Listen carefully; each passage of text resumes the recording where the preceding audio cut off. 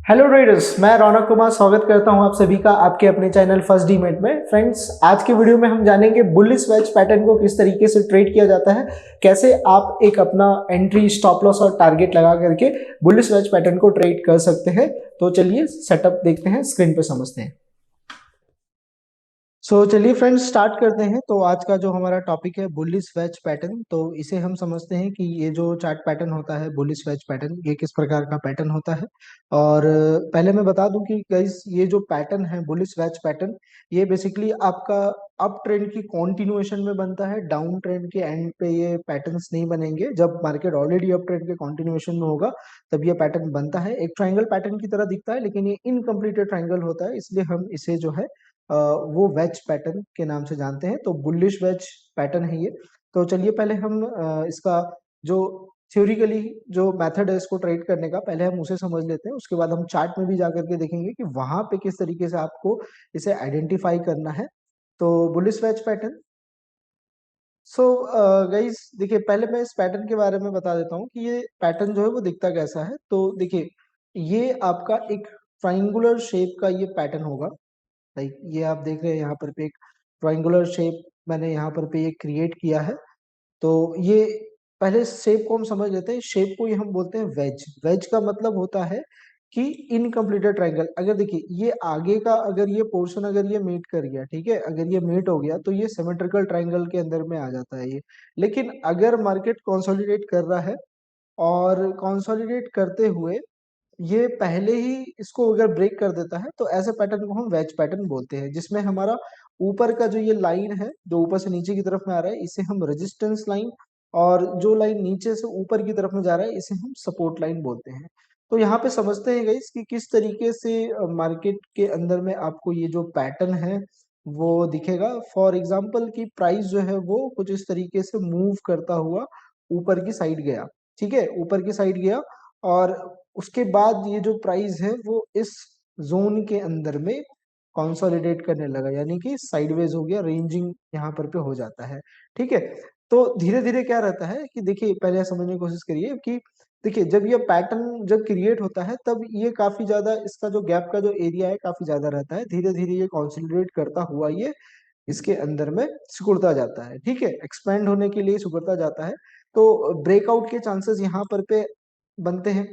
तो ब्रेकआउट मेरा कहाँ पर पे इसके अंदर में हो सकता है? तो मोस्ट ऑफ द टाइम अगर मार्केट का जो मेरा ट्रेंड है, फॉर एग्जांपल अगर मेरा मार्केट का ट्रेंड अगर बुलिश है, मार्केट अप ट्रेंड के अंदर में चल रहा है इस तरीके से, तो यहाँ पर पे हम कैरेक्टर्स भी देख सकते हैं। लाइक पहले हमारा एक लो पॉइंट बनेगा, लो के बाद हमारा एक हाई पॉइंट होगा, ठीक है।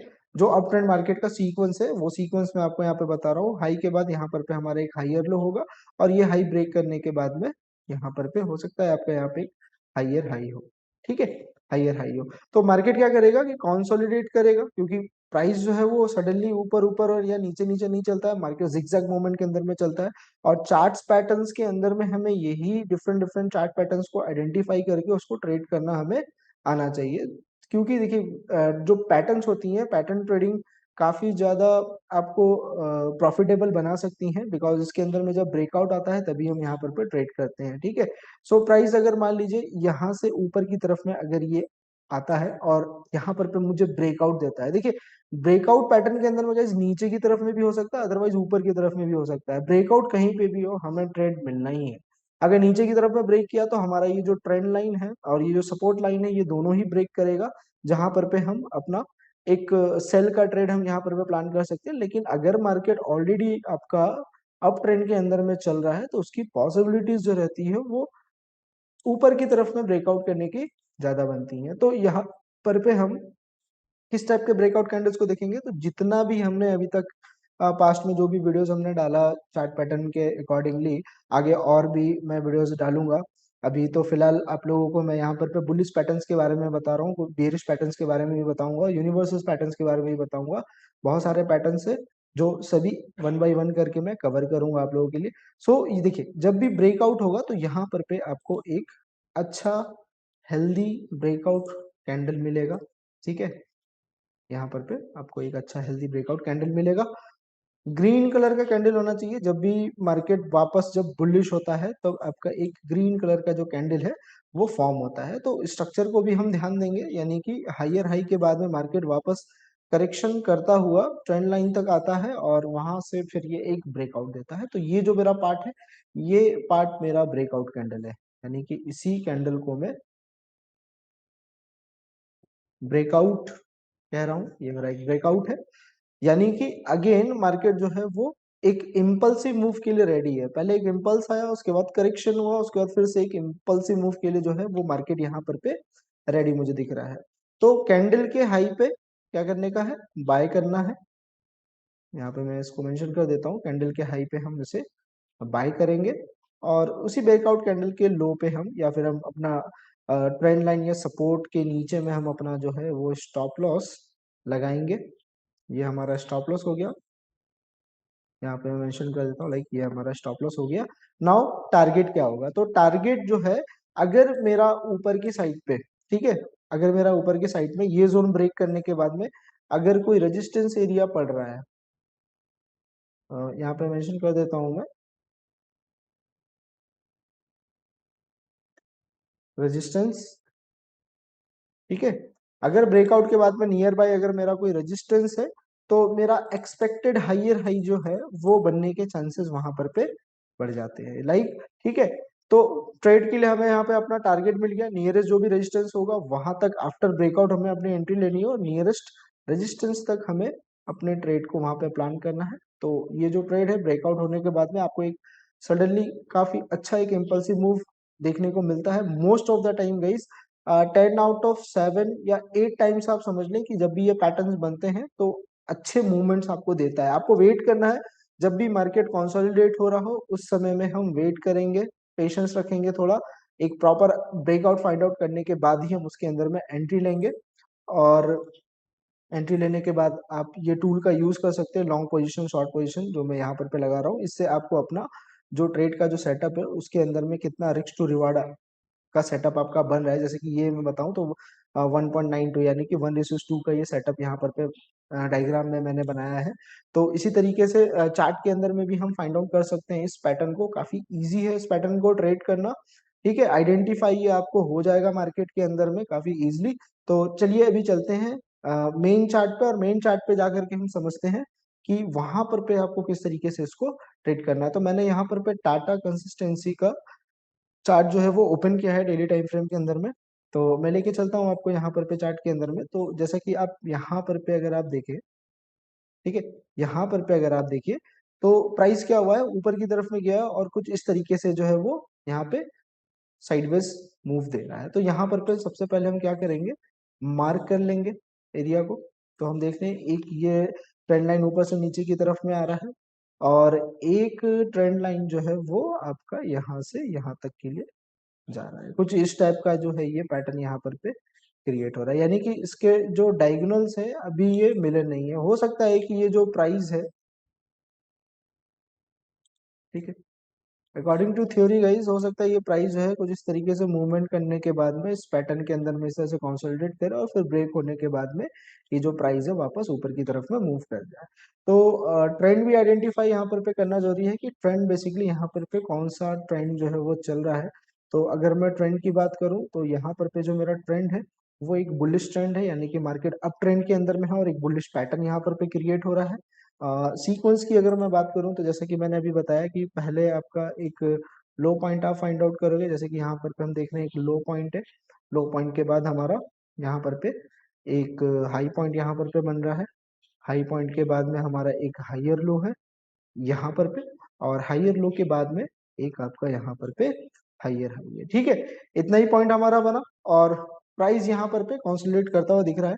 सो लेट्स सी, देखते हैं कि देखिए जो टारगेट होगा, टारगेट देखिए अगर ये लेवल मेरा ऊपर की तरफ में ब्रेक होता है तो जो मेरा फर्स्ट टारगेट जो रहेगा वो मेरा इस हाइयर हाई तक रहेगा, ठीक है। अगर ये ट्रेंड ब्रेकआउट करेगा तो इस रेजिस्टेंस तक मेरा टारगेट रहेगा, या तो फिर मैं डेटा में यहाँ पर पे मैं भी पीछे क्रॉस चेक करके देख सकता हूँ। तो इस पॉइंट के ऊपर भी मुझे एक और पॉइंट दिख रहा है यहाँ पर पे इस एरिया पे, ठीक है। यहाँ पर यहाँ तक के लिए मेरा ये जो टारगेट रहेगा वो हम इसे बनाएंगे यहाँ पर पे। तो देखते हैं कि किस तरीके से ये जो पैटर्न है वो ब्रेकआउट के बाद में एंट्री बनाता है अपनी। तो लेट्स सी। ओके देखिए, अभी यहाँ पर पे ब्रेकआउट नहीं है, इसे हम ब्रेकआउट नहीं बोलेंगे, वेट करेंगे। हो सकता है मार्केट यहाँ से रिवर्स हो जाए, नीचे का ट्रेंड लाइन टूट जाए। ओके, अभी आपको यहाँ पर पे कंफर्मेशन मिल रहा है कि ये जो मार्केट है, यहाँ पर पे पहले थोड़ा सा ये कंसोलिडेट किया, 1 2 3 कैंडल्स यहाँ पर पे आप देख रहे हो, और इसके बाद एक कंटिन्यूएशन कैंडल यहाँ पर पे हमारा बना, जो कि एक ब्रेकआउट है। ठीक है, तो ब्रेकआउट हमें मिल गया। ब्रेकआउट पे हम क्या करना है, अपने को एंट्री लेनी है। तो ये मेरा एंट्री लाइन हो गया। ठीक है, ये मेरा एंट्री लाइन हो गया। इसके नीचे मुझे स्टॉप लॉस कहाँ लगाना, तो स्टॉप लॉस में इस ट्रेंड लाइन के नीचे ही लेके चलूंगा, जोन के अंदर में स्टॉप लॉस नहीं लेंगे। ठीक है, तो स्टॉप लॉस में अपना ट्रेंड लाइन के नीचे यहाँ पर पे मैं, ये रेड लाइन जो आप देख रहे हैं, ये मेरा स्टॉप लॉस हो गया, और टारगेट मेरा यहाँ पर पे ये मेंशन हो रहा है। तो ये जो पैटर्न जो हमने अभी क्रिएट किया, ये एक वैज पैटर्न है। तो आफ्टर ब्रेकआउट मुझे जो ट्रेड मिलेगा वो कुछ इस तरीके से कंसोलिडेट होने के बाद में, ये प्राइस अगर ब्रेक करता है तो यहाँ तक मेरे टारगेट को ये हिट करना चाहिए। तो आइए देखते हैं कि ये जो प्राइस है वो यहाँ तक मूव करता है या नहीं करता है। ठीक है, और आपको भी गाइस इसी तरीके से बैक टेस्ट करके अपनी स्ट्रेटेजीज को या पैटर्न्स को आपको चेकआउट करना है, देखना है। ठीक है, तो देखते हैं।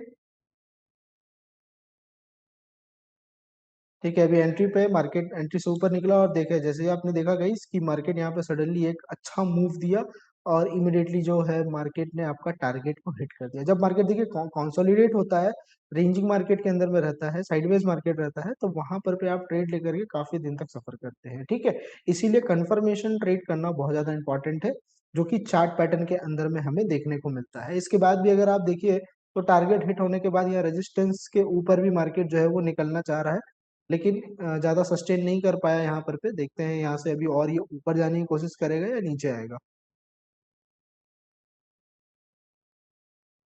ओके, तो आप जैसा कि देख ही सकते हैं फ्रेंड्स, मार्केट यहाँ से ब्रेक किया, थोड़ा सा नीचे रेजिस्टेंस था, इस वजह से यहाँ पर पे बायर्स ने काफी कोशिश किया कि प्राइस को इमिडिएटली ऊपर लेके जाए, लेकिन सेलर्स के प्रेसेस की वजह से प्राइस जो है नीचे आया। लेकिन देखिए, ट्रेंड का इम्पैक्ट पड़ता है। ट्रेंड मेरा अभी भी यहाँ पर पे क्या है, अप ट्रेंड के अंदर में मार्केट चल रहा है। ये हमने जो ट्रेंड लाइन लगाया है, तो यहाँ पे आप सीक्वेंस को भी आप देख सकते हैं। यानी कि ये वाला जब हाई मेरा ब्रेक हुआ, इस वाले लाइन को मैं यहाँ पर से पहले डिलीट करता हूँ। जब मेरा ये हाई पॉइंट जब मेरा ब्रेक हुआ, तब मेरा एक हाइयर हाई पॉइंट यहाँ पर पे क्रिएट हुआ। और देखिए, हाइयर लो मेरा कहाँ पर पे बन रहा है, ये मेरा हाइयर लो है, और इसके बाद जो मेरा नेक्स्ट हाइयर लो जो बना है, वो यहाँ पर पे बना है। और अगेन प्राइस जो है एक बार करेक्शन ले करके फिर से ऊपर की तरफ में ये मूव कर गया। ठीक है, तो इस तरीके से आपको इस पैटर्न को आइडेंटिफाई करके ट्रेड करना है, प्रैक्टिस करना है।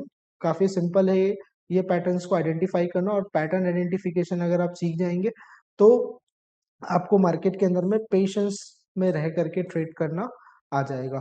तो आई होप फ्रेंड्स आपको ये वीडियो अच्छी लगी हो, समझ में आई हो। अगर कोई आपकी इश्यूज है, कोई डाउट है, तो आप कमेंट सेक्शन में हमें कमेंट करें।